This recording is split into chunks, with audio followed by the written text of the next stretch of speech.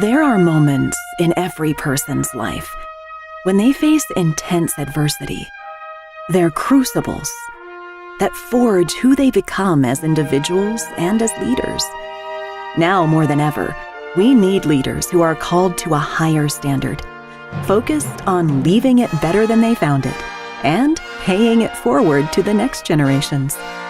Now, let's join Fire Chief Randy Bruegman as he speaks with leaders from all walks of life, as he explores and learns from their personal journeys and the crucibles that have forged them into better leaders and better people. Feedback is one of the most underutilized tools in leadership. Done well, it builds trust, drives growth, and shapes a healthy culture. But done poorly, it can create confusion, defensiveness, and fear. In today's episode, I sit down with Margie Mauldin, founder of the Executive Forum, best-selling author of Feedback Revolution, and a leadership consultant who has trained thousands of professionals over the last 30 years. We talk about how feedback shapes culture, unlocks growth, and ultimately defines the legacy we leave as leaders. We explore how feedback moves from fear to trust and why the best leaders just don't give it, they model it. My name is Chief Randy Bruegman, and this is the Leadership Crucible Podcast. Well, Margie, thanks for being on the Leadership Crucible Podcast. It's just a pleasure and an honor to have you on the show. Thank you. I'm excited to be here and talk with you. Yeah, well, it's great to see you again, and I'm glad things are going well for you. Let's just really like to just jump right in. I'd really like to hear from you about, was there one time in your life that really challenged you, that helped to kind of shape who you've become as a leader and a person? There were a couple of times that I was thinking back to this. When I opened this business in Denver, it was as a branch office with another organization, and things were going really well until they weren't. And I had problems with communication a little bit, and that's crazy because that's my job.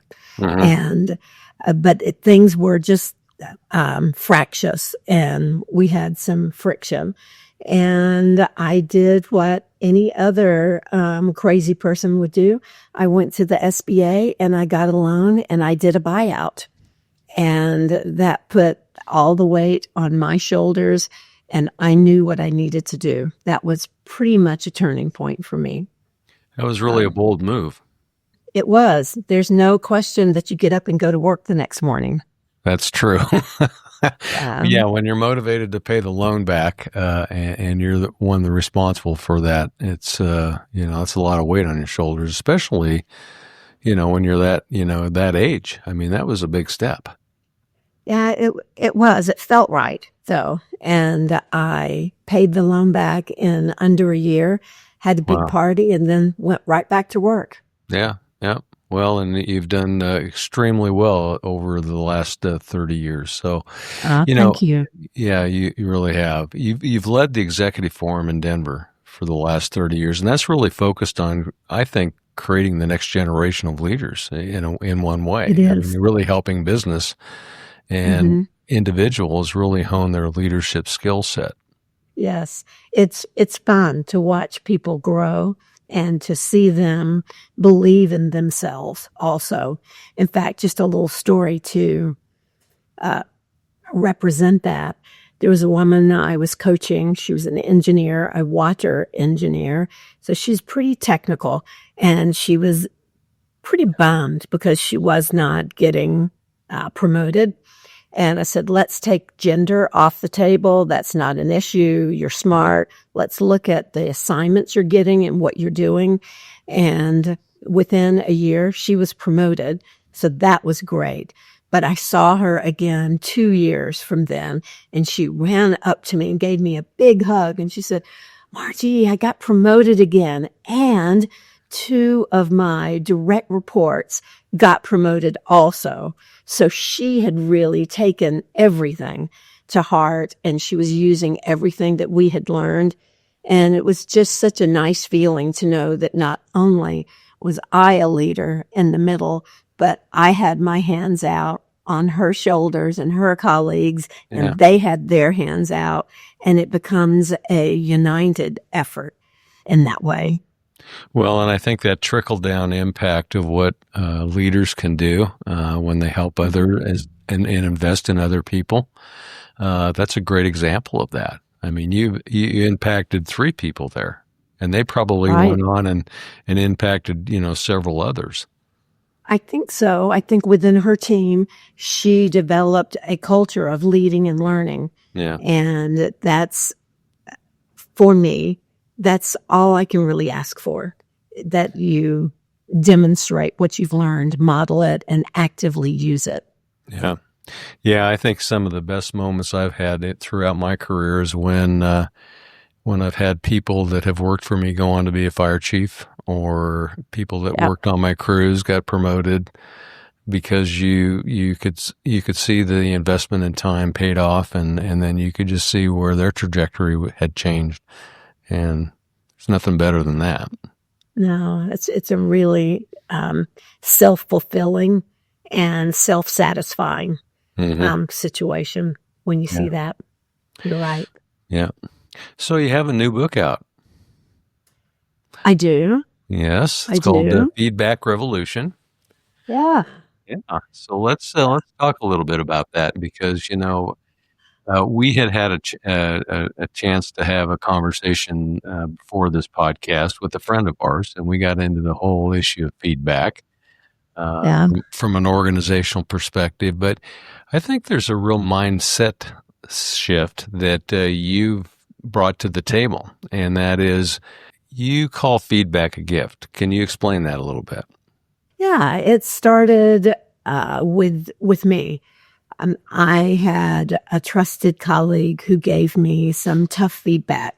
I didn't want to hear it, but he said it in a way that I could hear, that was based on what I could change to make improvements that would help my team and the team that I was working with. And I thought, wow, that's interesting, because I can be a cheerleader, or I can be very direct. And I didn't really have the skills to go in between. So doing the research around that, around what does effective feedback look like, sound like, feel like to the recipient, and also thinking always that your discussion is about information for improvement of the team, the effort, or the process, always for improvement. Sometimes you have to look in the rearview mirror for facts and things to support your discussion, but looking forward always. And who doesn't want to get better? Who doesn't want a better assignment, a more exciting opportunity, a chance to grow? I think everyone wants that. Do you find, though, that in some organizations, because there just seems to be, I guess, everyone's got an opinion, and, some performance reviews are kind of like white noise in the background. They're kind of the checkbox, right? For organizations, they just do them. And so how do leaders really provide quality feedback for their employees so that they can get better? And how do they build that into their systems? Of course, I think performance evaluations are necessary. They should not be surprises. Every leader should be thinking about their team and what they're trying to accomplish together. And I'm reminded of one of my clients, Brad, who spent every Friday morning. Now think of this. He was an SVP of finance, and every Friday morning he would think about every one of his direct reports, just spend time dwelling on them. What do they need? Where are they in their career? Am I best utilizing them? And if I had someone focusing on me like that, about where I am and what I can do, I would be thrilled working for that person. And having a system, I think, is important also. Yeah, I think performance evaluations, annual evaluations are extremely important, but sometimes they really, I think because people can't give good feedback and can't be honest and can't have those courageous conversations with their folks along the way to help guide them to, reach a higher standard, if you will. And so have you found that to be the case with some of the folks that you've worked with? Yeah, it is, I think, in the preparation for the conversation Mm-hmm. with the model that I teach. There's 5 steps, and 3 of them are in the head and in the pencil of the person who's giving the feedback. Figuring out, are you angry, upset? What's your zone emotionally? Where are you? Do you have the facts that you need? And what's in it for them? I think that is really important. Why should they even participate in this conversation? Maybe because you're their boss. That would be a good reason. But why should they be vulnerable in a conversation that perhaps the boss or the colleague is not prepared for? Mm-hmm. So thinking about really what's in it for them, what will they get out of it, is an important step.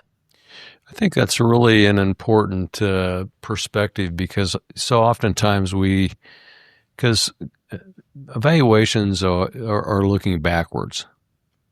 What happened the past year, and so often we don't sit down with our direct reports or our employees and say, what do you want to be when you grow up? What do you want to do this next year? And kind of ask yourself how you invest in them to help them get there.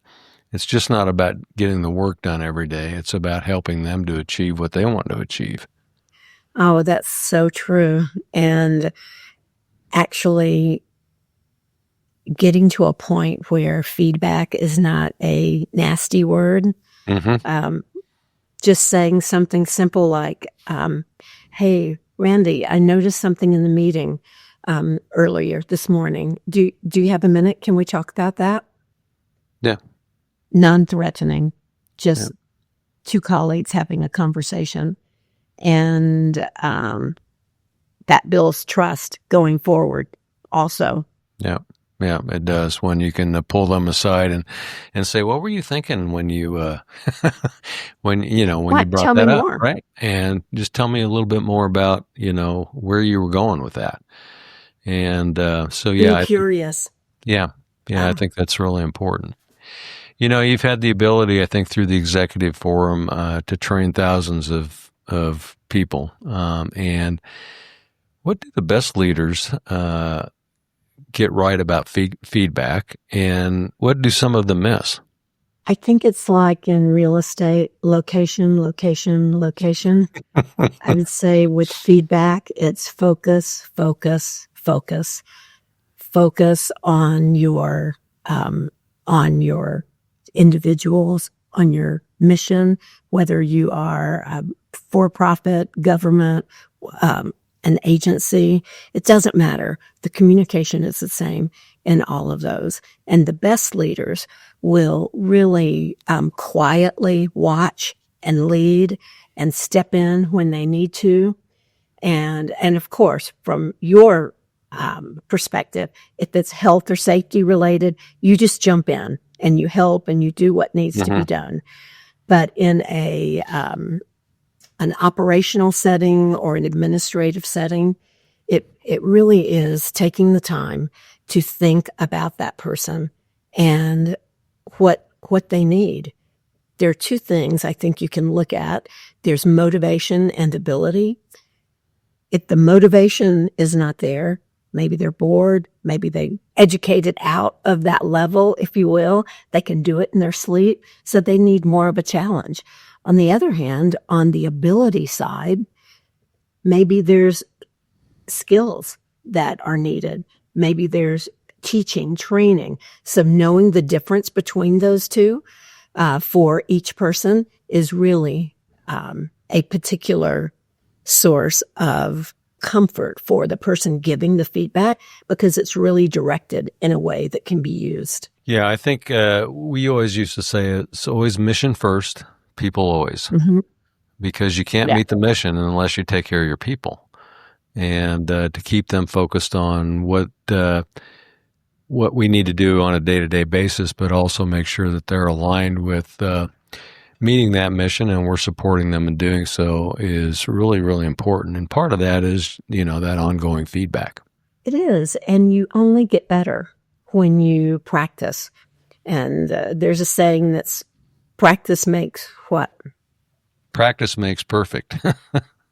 And practice makes process better.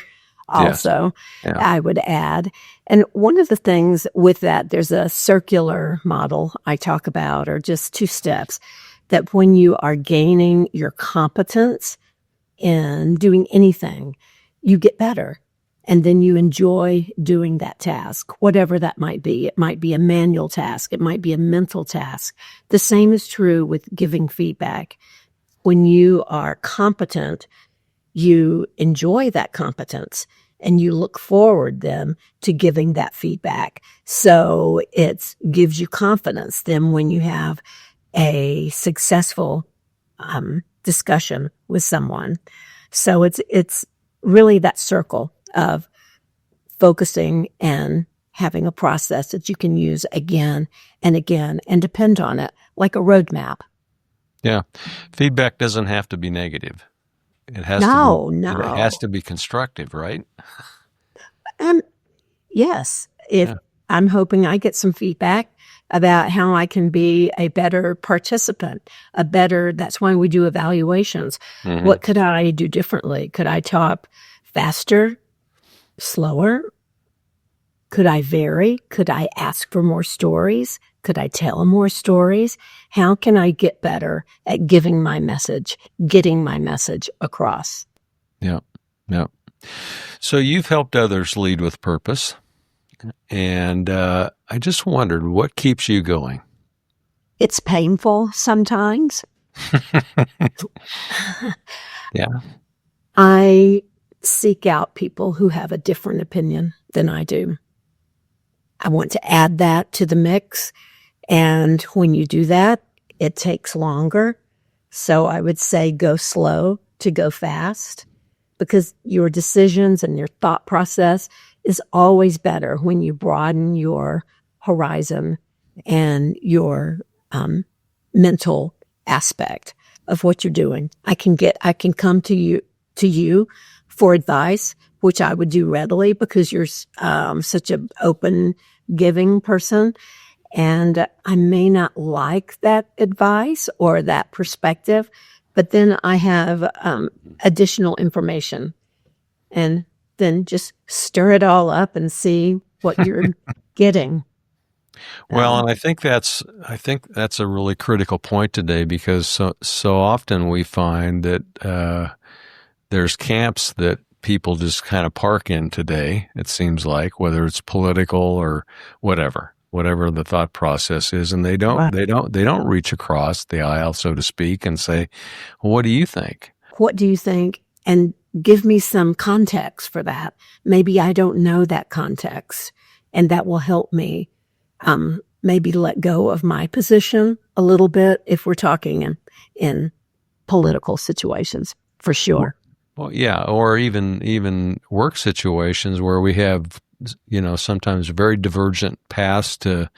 We may have the same goal, but we want to go different directions to get there. Mm-hmm. And that can create a lot of friction sometimes in the workplace. But if people can't communicate, it really causes an issue. And I'm sure you've found and probably been in the middle of some of those discussions when you're trying to get people to talk and say, okay, we've got to, meet the mission here, but how do we get you two together so we can do that?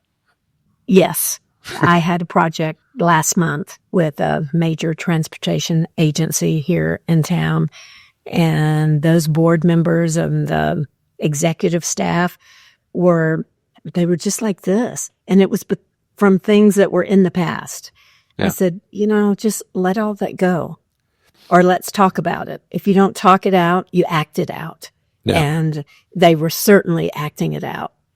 And talking it out sometimes feels vulnerable. People don't want to give up their territory, their space. But I think our world is moving on from those types of hard positions. I feel like. Yeah, I hope so. I mean, I've been in led a lot of organizations where you go in and there's so much baggage that they're all carrying around. And I've facilitated some organizations going through that discussion where they can't focus on the future because they're looking back at what happened 15, 20 years ago, and they're still carrying it with them. Right. And you can't proceed and take a step forward when you're looking back all the time. That is so true. The rear view mirror is helpful, but not crucial. It's not as crucial as the windshield, for sure. No. Yeah, you don't want to be driving if you're just looking in the rear view mirror. I know that. That'd be a mess. Yeah. That's why people like me had jobs. All right. Well, that's true. Yeah, that's true. So who's had the biggest impact on your leadership journey? That's an interesting question, and one I'm really proud to answer. Stephen Covey, who passed 5 or so years ago, really made an impact on me. I engaged him to come out to Denver to do a talk for our leadership series, and we talked a little bit about it, and he's asking the time, can I get back to go to my son's soccer game? I said, sure, that's no problem. We hung up. We got everything settled. He called right back and said, am I getting paid for this? I said, of course you are. So we had a little discussion about that. So anyway, he comes to town to work on several other things, and he asked me in a quiet moment, he said, I hate to ask you to do this, but could you get just a glass of tomato juice for me? And I said, sure, I'll go ask someone for it. And yeah, so then I bring it in because I'm doing my job. I stumbled and spilled it on the front of his shirt. So the lesson here, if you know any of the 7 habits of highly effective people teaching points, is being efficient and being effective. And he said to me, you are very efficient, but you lack some effectiveness on this.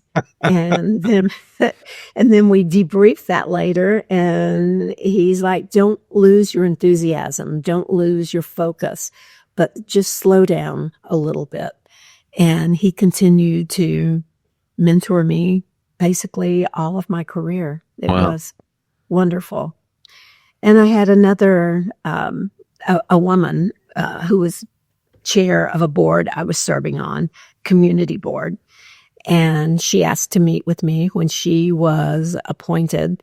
Her name is Kathy. And I thought, oh no, she's really a big wig. I'm going to be asked to resign. I was really anxious and nervous going into it. And after a little small talk, she said, well, I'm going to get right to it. And I just, my heart sank. I didn't know. The worst was coming true for me. And she said, your skill is in people. Your skill is in leadership. I want you to use that for this board. We are going to need it because we're making changes to our charter, and there will be disagreements. There'll be conflict. I want you out in front of that. I want you watching for it so we know how to handle that. And it gave me such a boost in my own confidence that someone would notice that. And I was pretty young at the time. Yeah. And someone noticed that. They wanted me to use my skills, and they were depending on me for that. And it was a game changer for me. Wow. Yeah. Well, she saw your talent and opened a door for you. Right. Right. Exactly. Yeah. Very well put. And that's what good leaders do. I mean, that's part of our job, I think, as leaders, is to look for those opportunities to engage people and open the door for them, and hopefully they walk through it. That's true. And I can't resist this. You can't put out a fire by yourself. That's true. No, you can't. That's true. Yeah, it's a team effort, isn't it? So is there one piece of advice that you find yourself over and over again giving to leaders today and throughout your career? I think really it goes back to my statement before about focus and focusing. If you're the leader, if you are responsible for the culture, for the mission, for the results, you can only do it through the people that you have with you and focusing on helping them grow and grow as much as they can. Totally agree with that. I mean, if your people are successful, your organization will be successful. Oh, totally. Yeah. Totally. And it's so fun. Think of when you've been in a situation, it might be high stress, a deliverable that needs to happen, and it's just people are almost reading each other's minds, like, okay, you're taking that piece, I'm taking this piece. We will come together in 2 hours, work this out. Tomorrow we're going to do this. It's exciting. It's a well-oiled machine when people are communicating, and you've gotten those little nitpicky conflict, territorial, who said what first, all of those things are not important anymore. No. Or like I said last week with this group, I get it. Everything's been said, but not everyone has said it. So we need to give everyone a chance to speak up and contribute. Yeah. Get it off your chest, and then let's move on. Right. We talk a lot about legacy today, and what does that mean to you? Legacy means to me that I have created a space in my community where I can help and support people. They know that they can call me for that.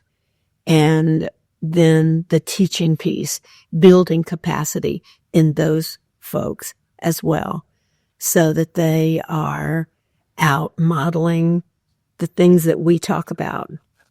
And it's very gratifying when I get a call and they say, so-and-so referred me to you. What better compliment is there than that? So Number one, it means that you didn't mess up. But well, that's true. But I would imagine after 30 years in the Denver market, training different, companies and individual leaders, that your legacy has got to be pretty far-reaching.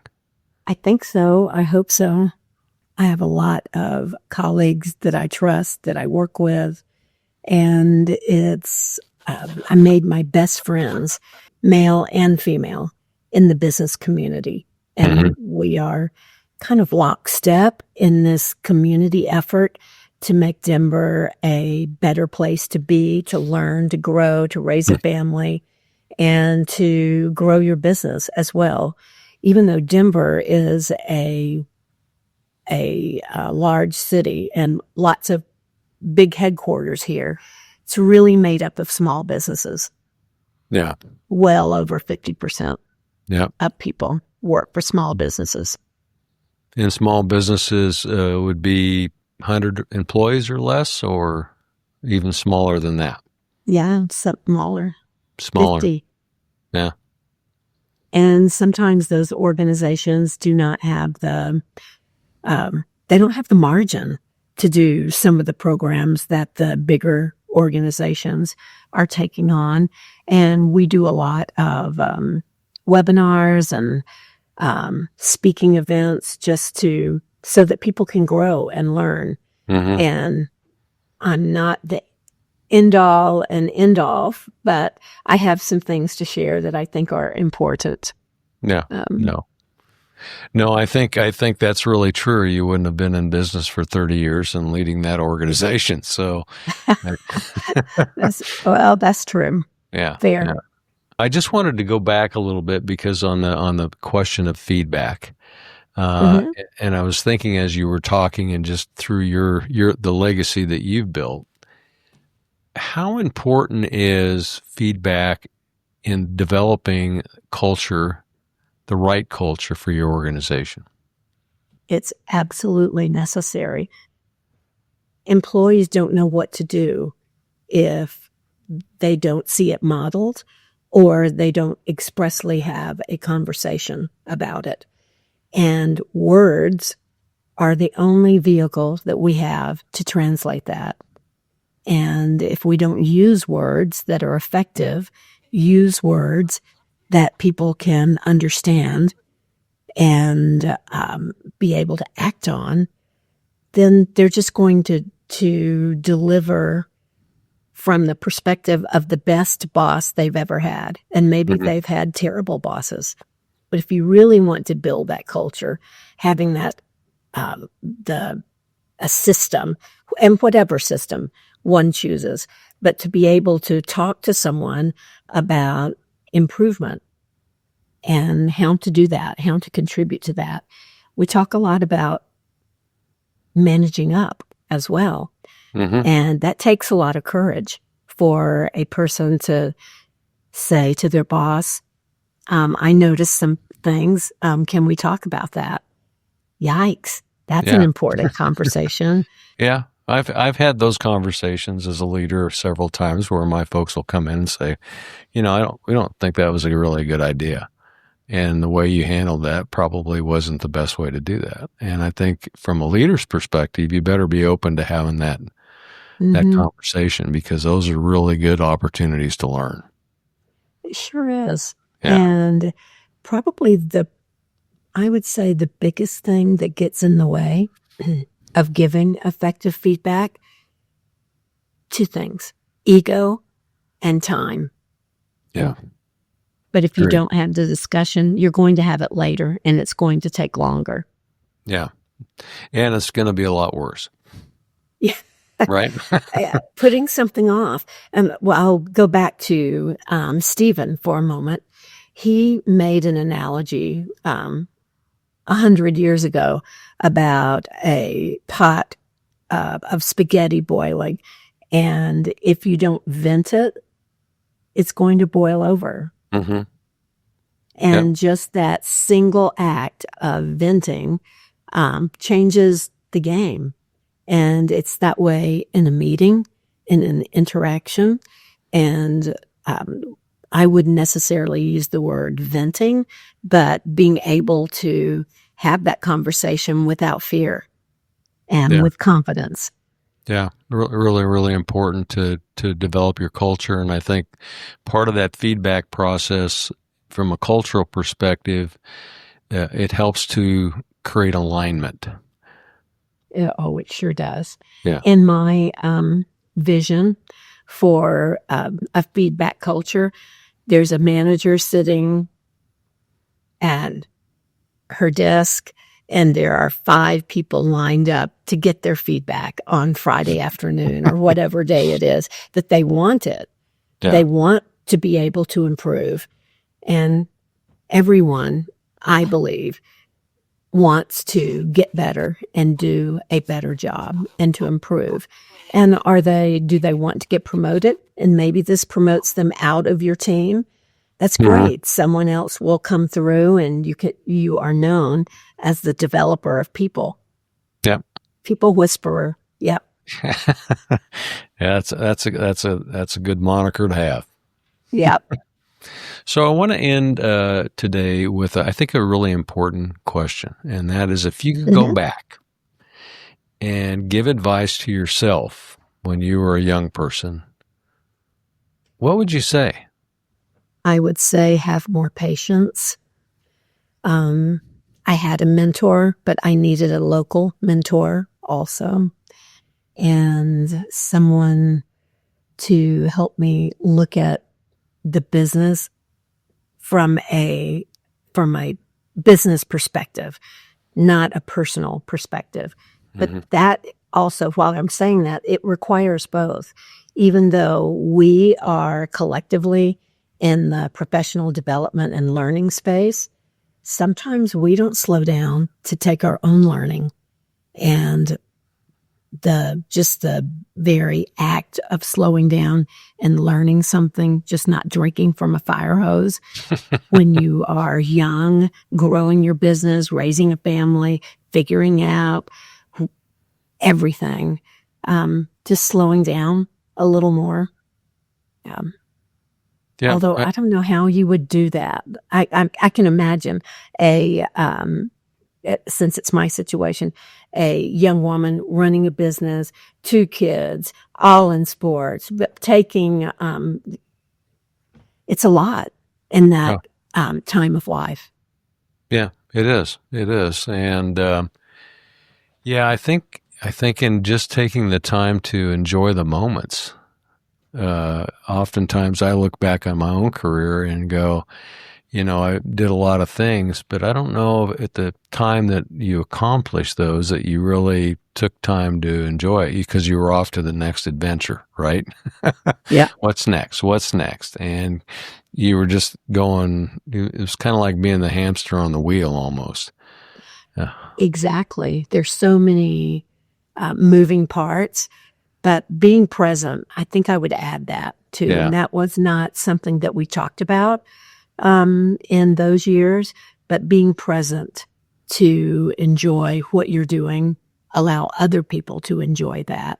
Another piece of advice I would say, and I'll relate this through a story. I overheard my son talking to one of his friends one weekend, and they were talking about something that they wanted to do. I wasn't really sure. What I overheard was, I'm not sure I can do that. My mom works and she's gone a lot. And so she couldn't do the carpooling. She's never here. Broke my heart. Yeah. And I almost immediately pulled myself out of several travel projects so I could be there with them. They were entering middle school. Yeah. It's a very critical time in a child's life. And for him to tell a friend that his mom was never there, it really changed what I was doing. Yeah. So being present, focus, and balance, I'll add to those. Yeah. Great advice. Great advice. Yeah. I think those are lessons that we both learned. The hard way. The hard way. Yeah. Yeah. Well, Margie, thanks so much for being on the Leadership Crucible podcast. It's a pleasure to always see you and have an opportunity to talk with you, and just to surely appreciate you being on the show today. Well, thank you. I've enjoyed it, and the introspection was very beneficial to me in preparation. So thank you. Well, thank you so much. I got a double win. Thank you so much for having me. Oh, thank you. Sure appreciate it. Thank you for joining us on the Leadership Crucible podcast. If you enjoyed today's content, make sure you tap on the subscribe button, share this with a friend, and turn on notifications so you never miss an episode. For more resources, check out the description below, sign up for our monthly newsletter, and visit our website at theleadershipcruciblefoundation.org. Feel free to leave us a comment and connect with us on social media at the links below. We'll see you next time.